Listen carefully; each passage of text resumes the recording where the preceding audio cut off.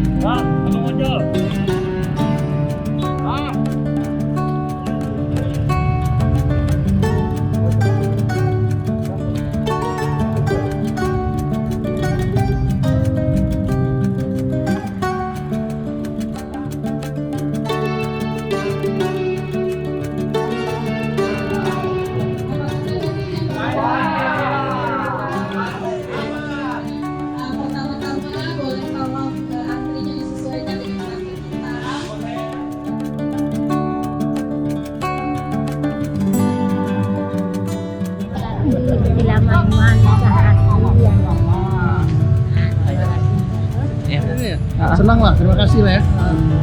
Dalam keadaan kondisi seperti ini kan kita masih dikasih makan siang. Mudah-mudahan usahanya berkembang dan lebih maju lagi sukses ke depan.